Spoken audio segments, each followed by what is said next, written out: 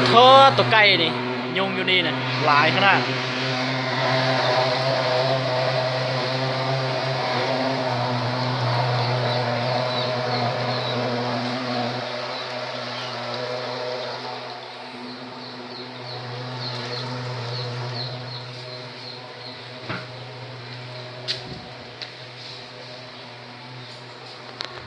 มื้อแรกนี่คือสิไข่แล้วแหละยุงคือสิบ่มากวดแล้วแหละ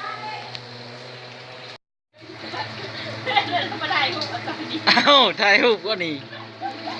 มียังมียุ่งบ่นี่นะจุดนี้เป็นจุดนี้ยุงเด้ออยู่นี่เด้อครูอาจารย์อยู่หนองกอกยุงหลายยุงหลายเด้อ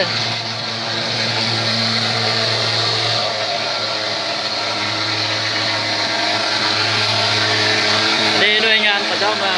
ขุดยุงเห็นบ่ได้ทั่วแล้วบ่อันนั้นซีทั่วแล้วบ่ซีทั่วแล้วเนาะ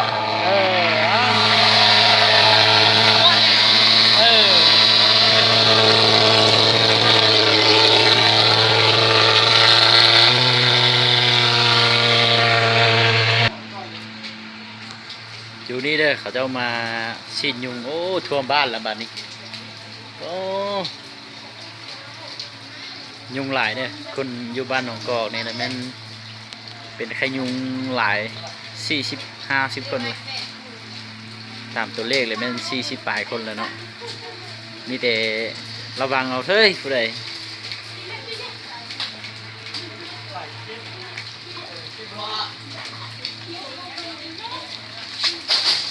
อย่าเข้าเด้อเด็กน้อยเด้อ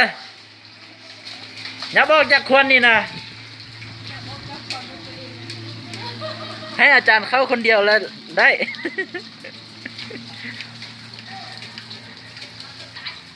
โอ้พิลึกเลยปีนี้ใช่ก้อนเอาก้อนลาย